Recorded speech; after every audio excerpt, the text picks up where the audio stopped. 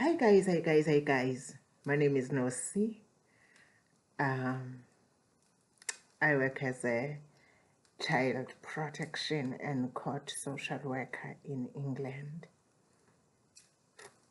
I'm sharing this information so that you click and you find it because I like to share information. But guys, it is my time and it is the information that I research and bring it to you. And also it is my data. I'm doing it with a good heart to help. The only thing you can do also on your side is to um, like it. It doesn't cost you money to like a video. You like it so that I can continue to do this work. I need a lot of people to like the videos. I think it is a bit unfair to just listen to me sharing information and not like. You gain. It has been proven that people gain from this information. You cannot go to the interviews using it and not learn anything. But one more thing I would like to tell you is that people shared the information with me. It's not the information I woke up knowing it, especially from the first videos. I took it from different sources because people shared, but I also used it to share with others who won't have that kind of an access of people sharing with them. Sharing is caring, knowledge is power. So the only thing you can do is to like. So yesterday I spoke about the child protection processes. We already know the referral process, right? Then after a referral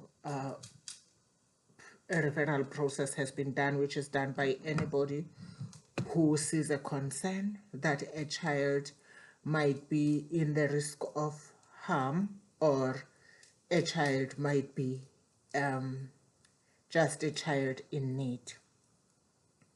So guys, I think in my videos earlier, I've spoken a lot about Section 17 assessments, because in terms of the Child Care Act of 1989 of the UK, we are guided, interventions are guided by either Section 17, a child is in need, or Section 47, a child is at the risk of harm.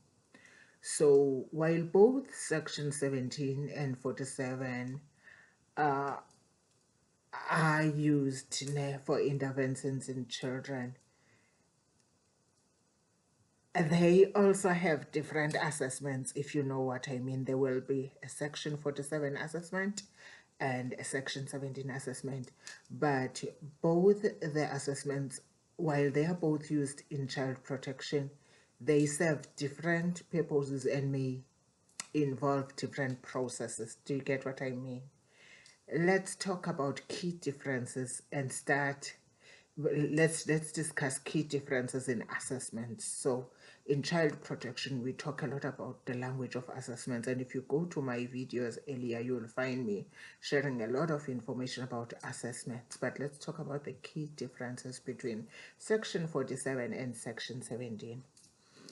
Section 17 assessments focus on identifying children in need and providing support services, whereas Section 47 assessments focus on investigating potential child abuse and neglect. Ne? So, I said purpose first, ne? I said the differences. Then I talked about purposes, and then threshold. Section 17 assessment typically involve children who are deemed to be in need. That is Section 17, children who are deemed to be in need. Ne? Whereas Section 47 assessments involve children who are at risk of significant harm. I think in my other video, I've spoken a lot about threshold, which I will share information about threshold. When we say we've reached the threshold, what do we mean? Again, thirdly, there will be a level of consent. Section 17 assessment often involve lower levels of consents, whereas Section 47 assessments involve more serious concerns about the child's safety. As long as you know that, because we talk a lot about assessment, but there are similarities in these assessments that we have to note as professionals. Similarities are in gathering information, assessing the child's needs, and collaboration. For an example, under gathering information, both types of assessments involve gathering information from various sources, including the child, the family members, and other professionals. Not all, but professionals involved, which I've also spoken a lot about this with other family members. It will be parents, grandparents, aunts, the same people who might be the support system for this child when we need to identify people who are the support system, because in child protection we talk a lot about the support systems. Assessing the child's needs, that's the first one was gathering information, that's similar to both assessments. Second is assessing the child's needs. Both types of assessments involve assessing the child's physical, emotional, and psychological needs. Both types of assessments involve assessing the child's physical, emotional, and psychological needs. And then collaboration, that's the third one. So they are similar in information gathered, they are similar in assessing the child's needs, and they are similar in collaboration. Collaboration is both types of assessments require collaboration with other professionals and agencies. I've spoken a lot about that in my other videos. Again, collaborative work with other professionals. Now, processes to follow.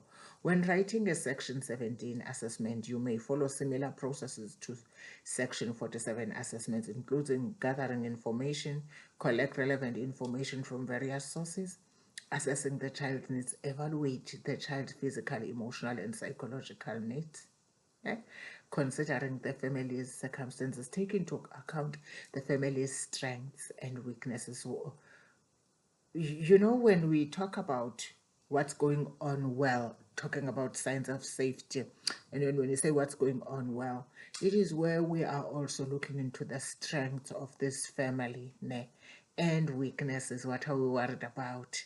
So considering the family's circumstances, and then developing a plan, create a plan to support the child and family.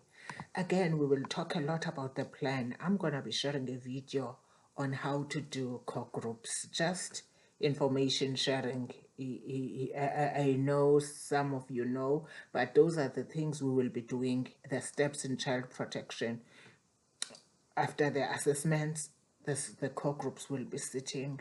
How often do core groups sit? What do we do in the core groups? Developing a plan. I said create a plan to support the child's needs.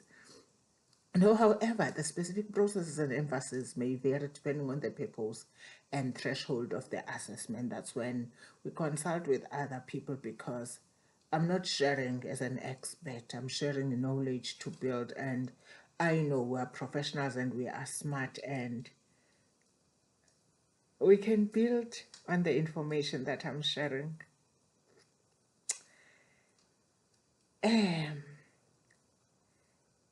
I hope you've learned a lot on what I've just shared about the Section 47 and Section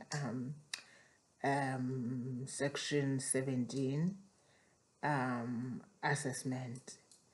I don't know if you would like me to also talk about the frameworks used in assessment. You know, most that in the UK, we use, especially in child protection assessments, we use the assessment triangle, or the triangle of parental capacity. I think you know that, So there are 3 domains of the triangle, and I know I've said this in the videos, but I'm repeating it because it's important. We look into the child's development needs. This domain focuses on the child's physical. How do they dress? How do they look? Do they have rash? Do they have acne? All physical. You know what I mean physically. Emotional and psychological needs, including their health, education, and social development. Also, when we talk about physical needs, some children present to school with needs they are in the hair, those white things that are the eggs of lice, the eggs of lice, onomoi, we call them needs. I don't know in other languages. That's also child physical needs, the things that we look into. So that's the child development needs. And then secondly, we look into the parental or parenting capacity. This domain assesses the parent's ability to meet the child's needs. Again, I can say a lot about the parenting capacity on its own, where we assess the parent's ability to meet the child's needs, including their ability to provide a safe and nurturing environment. There are specific questions that we ask parents around that. And then the third one is the family and environmental factors. As I said, it's the child developmental needs, it's the parenting capacity, and it's the family and environmental needs. This domain considers the broader family and environmental context. You look into the broader family. By broader family, to us as Africans, the broader family is different to the Western families. Some to here, I think the broader family means the immediate aunts and uncle, means older siblings, means the father if parents are divorced.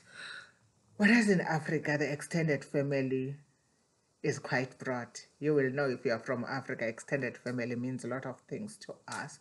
So, and this domain considers the broader family and environmental context, including the family's social support network, housing, and access to resources. So remember, I'm making an example of the triangle assessment, which is the famous one, I guess, or the one that is used mostly in the UK. The purpose of the triangle of assessment helps social worker and other professionals to do the three things: holistically assess the child's needs, identify strengths and risks, and development targeted interventions. On number one, holistically assess the child's needs. You need to consider the child's needs within the context of their family and environment. Secondly, identifying the strengths and risks. You identify both the strengths and risk within the family and develop a plan to support the child and family. Child protection is about management of risks. Even when we talk about signs of safety, we will talk about risk. Is the child safe or is the child at risk? So you identify both the strengths, but also and risk within the family and develop a plan to support the child and family.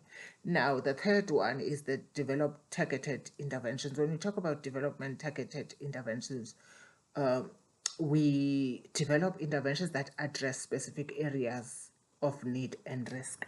For an example, to make it a point that the children are going to school, it should be a plan. So while we will encourage as social workers the family to go to school, but on the other side, education need to come with strategies to make it a point that the children are encouraged to go to school, because we are doing collaborative work. Again, or let's make another example.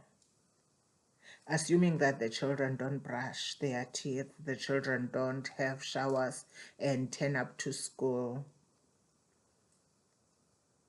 in an unhygienic manner, on an unhygienic state, as social service, I can work together with a family worker to have sessions with mom on rules and boundaries. That's also how I'm addressing specific areas of needed risk, of interventions that address specific areas of need and risk. Now, think of another one. For an example, if the children are breaking their arms a lot because they are playing unsupervised in the park, develop interventions around that. Mom needs to make it a point that children are safe all the time.